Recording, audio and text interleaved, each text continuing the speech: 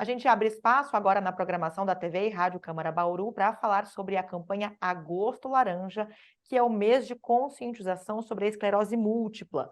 O objetivo é conscientizar as pessoas sobre essa doença, que é uma doença autoimune e que atualmente atinge cerca de 3 milhões de pessoas em todo o mundo. A gente recebe aqui em formato virtual pela TV e Rádio Câmara Bauru para explicar como essa doença se manifesta, principais características, tratamentos, né, formas de amenizar aí os sintomas. A doutora Ana Cláudia Piccolo, ela é especialista em esclerose múltipla e representante da Academia Brasileira de Neurologia. Gentilmente atendeu nosso convite para este bate-papo. Doutora, obrigada, seja bem-vinda.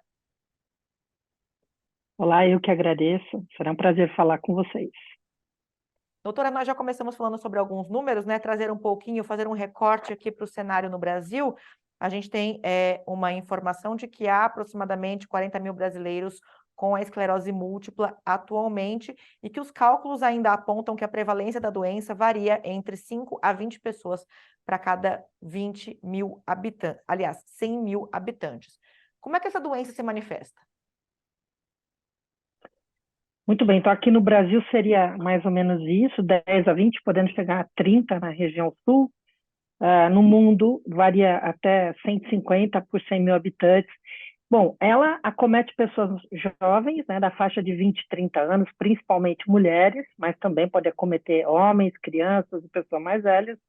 E ela se manifesta por comprometimento do sistema motor. Então, há um ataque inflamatório as células, os neurônios do sistema motor, então o paciente vai perder movimento, ele pode ter perda da sensibilidade, formigamento de um braço, de uma perna no rosto, desequilíbrio, vertigem, lembrando até um quadro de labirintite, perda visual, né? Perda visual principalmente com dor ocular, e quadros mais graves, até de paresia, comprometimento da bexiga, então urge incontinência urinária, visão dupla, e sempre pensando num diagnóstico diferencial com outras doenças, pelo predomínio nessa faixa etária mais jovem, principalmente de mulheres.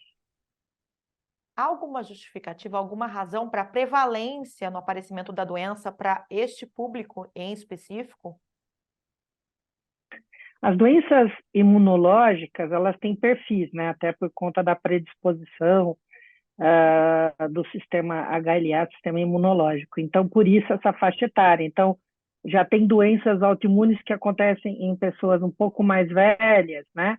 E no caso da esclerose múltipla, há uma predominância, principalmente na forma recorrente, nessa faixa etária. A forma primária progressiva pode se iniciar até um pouco mais tardiamente, depois dos 40 anos. A explicação seria realmente pelo perfil etário dessa doença. Em relação a mulheres, é por conta que as mulheres têm uma predisposição por doença autoimune, né? Por conta do perfil estrogênico, e isso se correlaciona também com o padrão de resposta imunológica. Com relação às causas, de uma forma geral, para o aparecimento da doença, há ligações com questões genéticas, as questões ambientais aí também têm impacto. O que se sabe sobre origem da doença? Bom, como toda doença autoimune, não é um fator único e ainda não se tem todas as respostas. Com os avanços tecnológicos da ciência, que a gente sabe é que existem pessoas que têm uma predisposição genética ligadas ao sistema de histocompatibilidade HLA B15 ou DR15, B1, mas não necessariamente a pessoa precisa ter essa herança. Pessoas que são expostas ao vírus Epstein-Barr, da mononucleose, tem um risco maior quando essa exposição é um pouco mais tardia que a infância. Baixos níveis de vitamina D estão relacionados, tem outros vírus também, mas o mais provável é esse.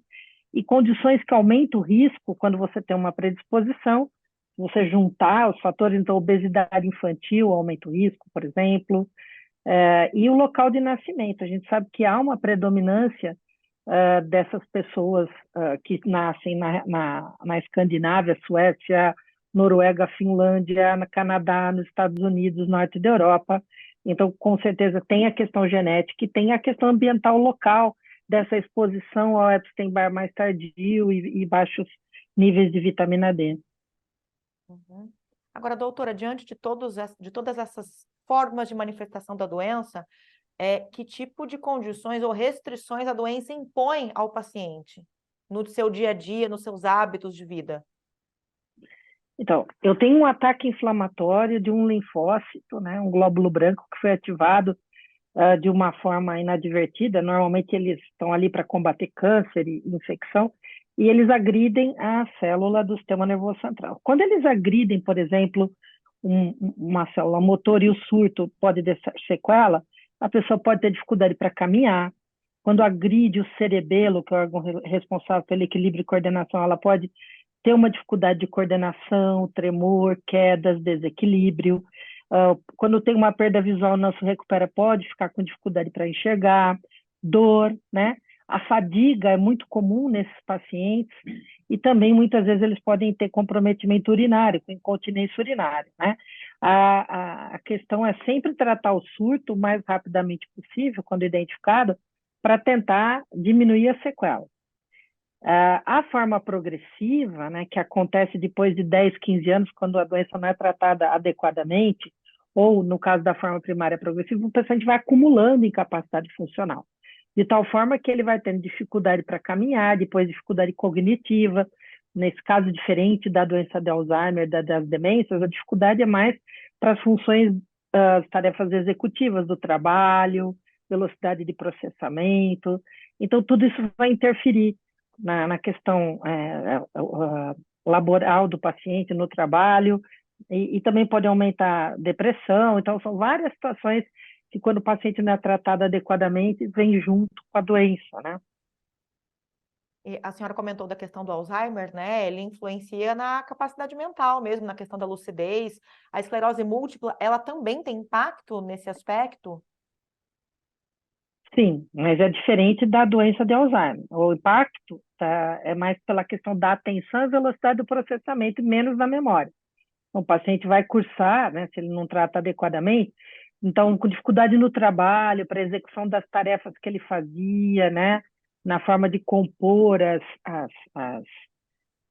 o reconhecimento mais rápido, enfim, das correlações, seria mais nesse sentido. Uhum. A gente fala da campanha Agosto Laranja, e essas campanhas dos meses e das cores, né? Elas têm o objetivo de conscientização e também, em muitos casos, quando isso é possível, de prevenção. É possível falar de prevenção no caso da esclerose múltipla?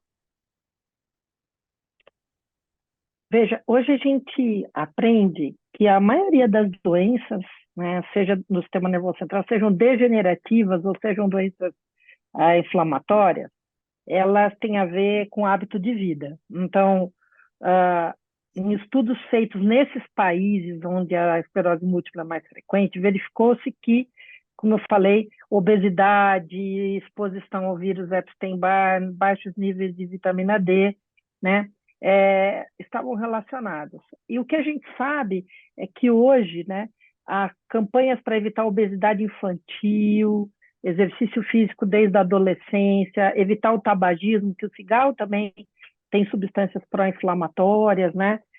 Uma reposição vitamínica adequada, exposição solar adequada, tudo isso pode ajudar no sentido de prevenção de várias doenças, inclusive da esclerose múltipla, pode ajudar nessa questão quando a gente considera o brain health, aí, a saúde mental como um todo.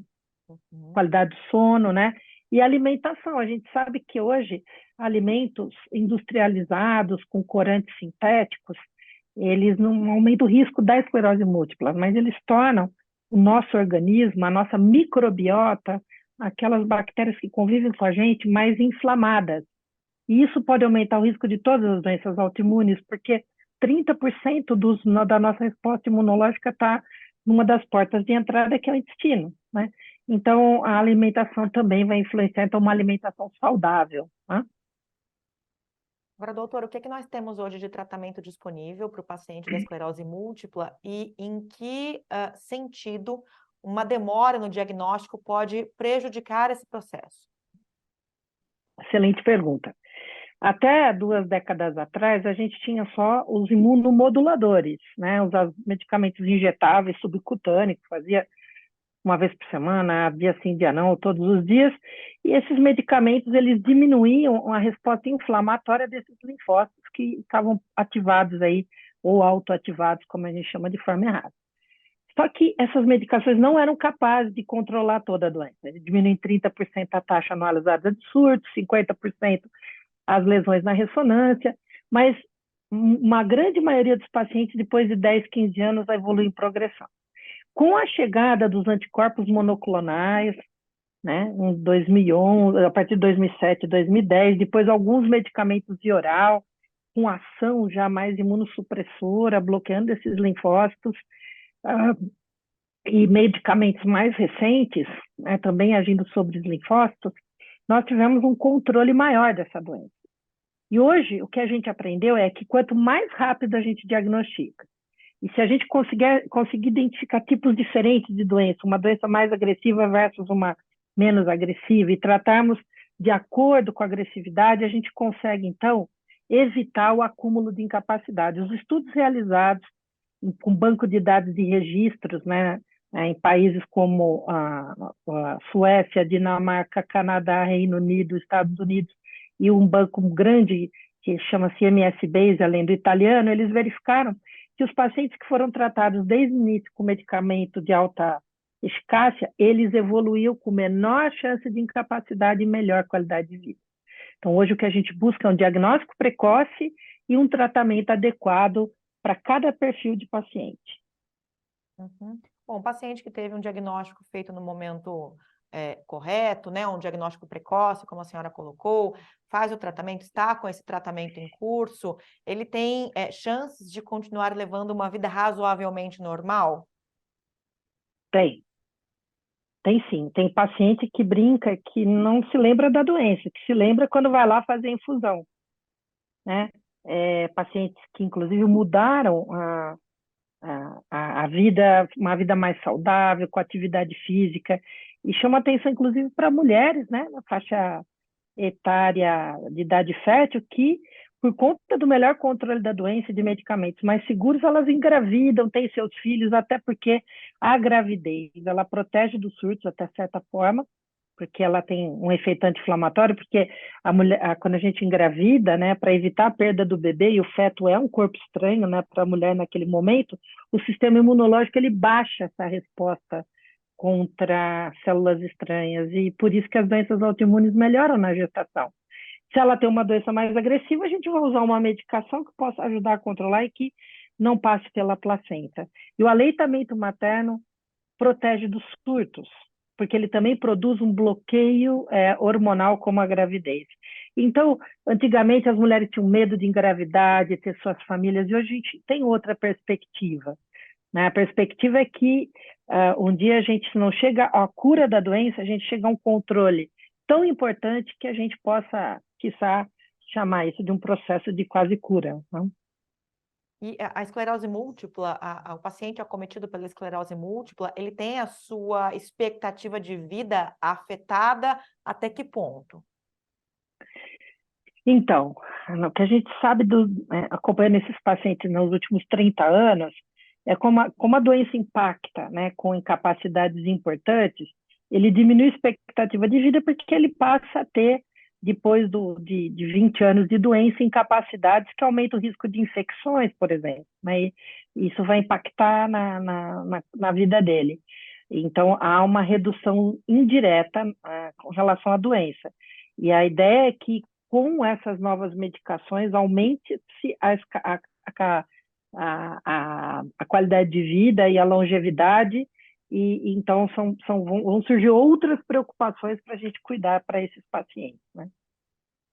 Doutora, a gente tem observado nos últimos anos, né, um grande aumento com relação à utilização, né, a destinação dos estudos com células-tronco, e há também indícios de que com a esclerose múltipla, isso é algo bastante interessante, bastante pertinente. De que forma esses estudos podem auxiliar no tratamento ou nos tratamentos dessa doença? Você está falando do transplante de medula? Isso. Então, o transplante de medula, ele funciona como? Você vai lá, usa uma medicação, um quimioterápico, para fazer a ablação de medula, você zera, E aí você faz um autotransplante e o paciente, então, ele vai tirar aquela memória imunológica e vai ficar anos sem ter isso. A questão é que a doença pode voltar depois de alguns anos. Então, ainda não se sabe, ele é tão eficaz quanto algumas medicações que nós temos hoje, que trabalham nesse restart imunológico, mas a gente não sabe por quanto tempo ela é eficaz. A segunda questão é, se eu vou usar um medicamento quimioterápico para fazer um transplante, eu posso usar um outro anticorpo monoclonal com até menos eventos adversos. Então, essa questão do transplante ainda continua muito nebulosa nesse sentido, se vale a pena ou não, e também porque ele é muito indicado numa fase mais tardia da doença. E a gente sabe que quando a gente começa a fazer um tratamento com drogas de alta eficácia e talvez o transplante, quando a doença já está em fase progressiva, a resposta a gente viu isso nas mídias sociais de pessoas que fizeram o transplante e que procuraram um momento tardio e que depois vão dizer que não funciona, né? Infelizmente, a gente tem assistido muitas pessoas, até conhecidas do público, que procuraram tratamentos alternativos, sem evidência científica, e depois, quando a doença acaba, vai, então, procurar o especialista e aí se tenta mas aí já é tarde demais. Então, eu acho que o transplante ainda é uma incógnita para isso. Eu, particularmente, acho que a gente tem outras opções antes de pensar nisso. Ok, doutora. Só para a gente finalizar, falar um pouquinho sobre o impacto emocional, né, que um diagnóstico de esclerose múltipla acarreta não só na vida do paciente, mas daqueles com os quais ele convive. Qual a orientação que a senhora daria para essa pessoa, para esse paciente que recebeu o diagnóstico? É importante ter, junto com o tratamento médico da doença, né, de amenizar os impactos, os efeitos da doença, também um apoio psicológico, psiquiátrico, e de que forma a família pode funcionar como rede de apoio? Super importante isso que você falou. A gente está vivendo um outro momento da esclerose múltipla. Então, primeira coisa, ele entender que é uma doença que tem tratamento, ele entender todo o contexto da doença, para que a gente vai ter que fazer um plano, um contrato de confiança. Normalmente, esses pacientes eles passam por 2, 3, 4 opiniões nessa fase de diagnóstico, até às vezes ele volta para a gente, ou ele acha, tem uma empatia com outro médico, é muito importante que ele tenha muita empatia com quem ele esteja, pela confiança, né? Paciente jovem, né? Então, às vezes eles estão iniciando a carreira, acabaram de se casar e eles ficam desesperados. Então, a gente tem que mostrar o outro lado hoje, que tem controle, é possível ter uma vida o mais próximo do normal, eles têm que se cuidar, o apoio emocional é muito importante nessa fase do diagnóstico, principalmente, né? E depois a terapia cognitivo-comportamental, para que quando as ideias ruins vierem, como que ele lida com isso. A questão cognitiva, muitas vezes, um apoio também de um tratamento de reabilitação cognitiva, se for o caso, né? Planejamento familiar, então, combinar, olha, você quer engravidar, mas a gente vai ter que primeiro controlar a sua doença, e aí você vai ter que tomar anticoncepcional, e pode isso, pode aquilo. Vamos fazer um planejamento, uma orientação nutricional adequada. Tudo isso é importante, né? E o mais importante é assim, evitar, e isso acontece às vezes, os pensamentos ruins, né? Que eu tenho uma doença inexorável, que independente do que eu vá tratar, os resultados não vão ser bons, porque eles vão se comparar com pessoas que são de outra época, que tinham outro tipo de tratamento, e as coisas mudaram muito, assim como aconteceu na oncologia, né? Hoje a gente tem vários marcadores e tipos diferentes de doença que a gente pode, então, dar um tratamento adequado e personalizado para esse paciente. Perfeito. Nossa convidada hoje aqui no programa Espaço Aberto, doutora Ana Cláudia Piccolo, que é especialista em esclerose múltipla e representante da Academia Brasileira de Neurologia, gentilmente aceitou nosso convite para este bate-papo aqui no programa Espaço Aberto, falando sobre a campanha Agosto Laranja, que é de conscientização, prevenção, conscientização pelo diagnóstico precoce, especialmente da esclerose múltipla. Doutora, mais uma vez, muito obrigada pelos esclarecimentos todos. Eu que agradeço a oportunidade. Ações como essa são muito importantes para que os pacientes possam, e familiares, tenham noção de saber que tem que procurar, tem que ter ajuda para poder, então, ter um tratamento adequado e seguir com suas vidas. pessoas jovens, né? Obrigada.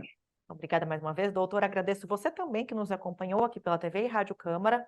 E lembro que este conteúdo fica disponível para você acessar em qualquer momento pelo nosso canal no YouTube. Procure lá o TV Câmara Bauru. Até a próxima!